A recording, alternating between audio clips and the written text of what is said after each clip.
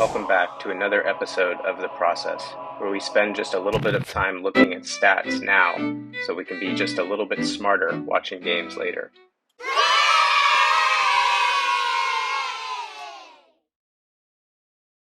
Our first prospect in this episode is Jordan Gainey, a 6'4" shooting guard from South Carolina upstate, which is in the Big South Conference.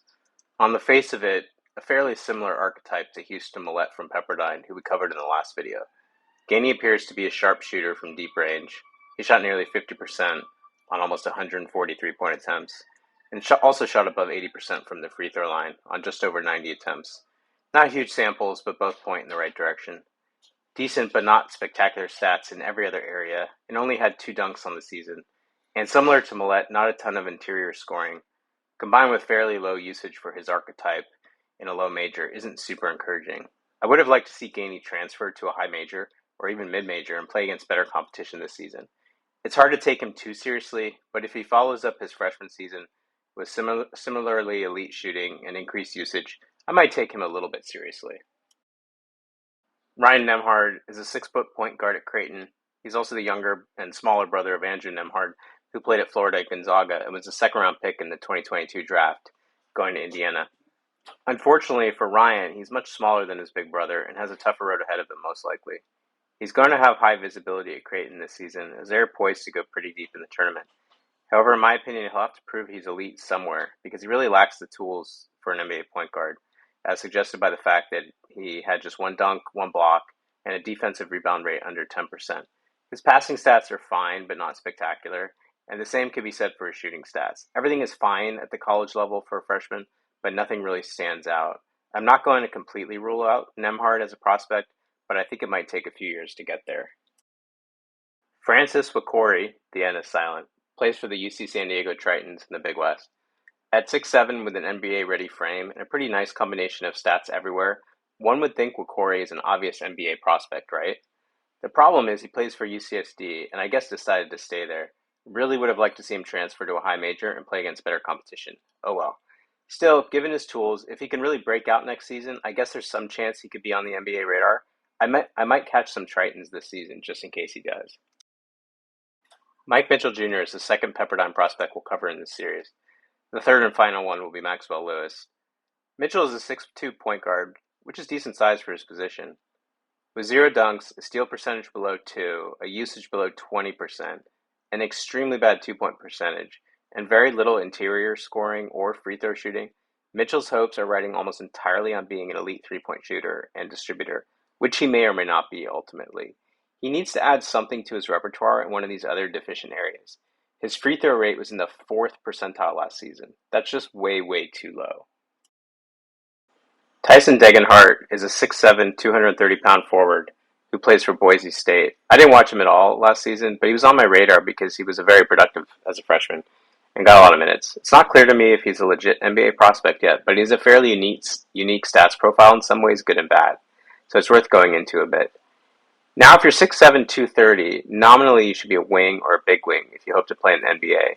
Good thing for Degenhart is that he shot nearly 42% on just over 100 3-point attempts, and 77% from the free throw line, albeit on a small sample of just 65 attempts.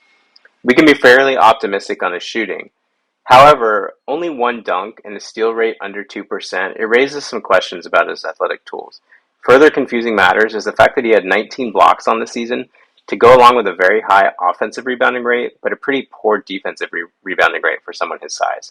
He was in the 71st percentile in offensive rebounding, but just the 38th percentile in defensive rebounding. That's a fairly odd combination. I'm thinking maybe it's something about the Boise system where they had him crash the offensive glass. A bit odd though, because with just 1 dunk, it doesn't seem like he's really an interior finisher. Degenhart also had a really low usage rate, just under 17%. Overall, he seems like a pretty fringy prospect, but I'm intrigued enough that I'll probably watch a couple games this season to see where he's at.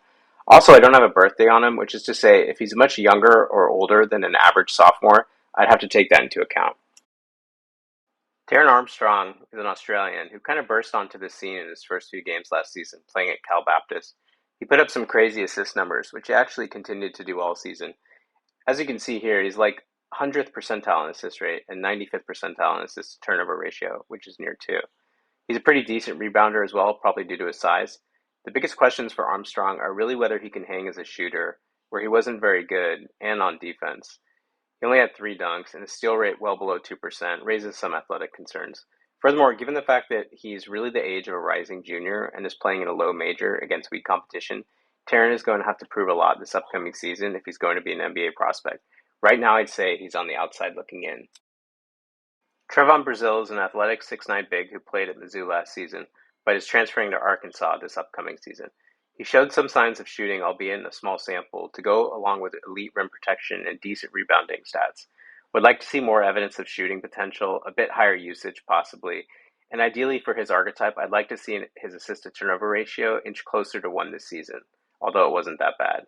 Musselman has more of an NBA-style offense there in Arkansas, and with top-5 recruit Nick Smith and a pretty loaded squad, Brazile will have a chance to shine in front of NBA decision-makers all season. No question he's a guy to watch for the 23 draft if he shows out. AJ Mitchell is a 6'4" guard that plays for UC Santa Barbara. There doesn't appear to be much here outside of pretty good playmaking stats, with an assist-to-turnover ratio approaching 1, assist rate and percent in the 90th percentiles.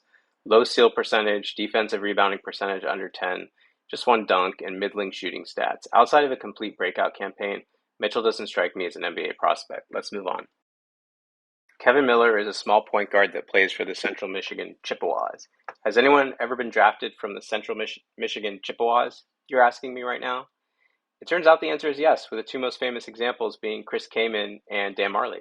Sadly, I don't see enough in Miller's profile to predict he'll be joining that club. Miller is actually instructive in one sense, though.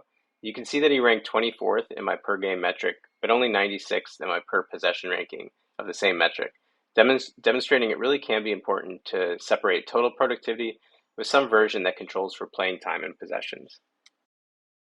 Our last prospect in this episode is Raheem Moss from Toledo. Apparently, Moss chose between being a linebacker and a shooting guard. I don't know if he'll regret his decision, but given he's already junior aged as he redshirted as a freshman, I don't see much in his stat profile to suggest he's going to be an interesting prospect this season, outside of a pretty nice assist-to-turnover ratio, which, playing devil's advocate, is probably juiced because his usage was so low, coming in under 15%, which I think is the lowest of any player I've covered thus far. Okay, so in this group of 10 prospects, the cupboard was pretty bare outside of Trevon Brazile and maybe Tyson Degenhart. A lot of fringy prospects. Now remember, we're looking for roughly 15 sophomores to be drafted or signed as UDFAs next summer. We might have roughly a third of that number in the first 25 prospects or so that I've covered here. So far, this returning class isn't looking particularly strong. Stay tuned though, maybe there are some hidden gems waiting for us in the next few episodes. Okay folks, that's it for this episode. Please like and subscribe for more content. Leave comments if you have them, and I'll see you next time.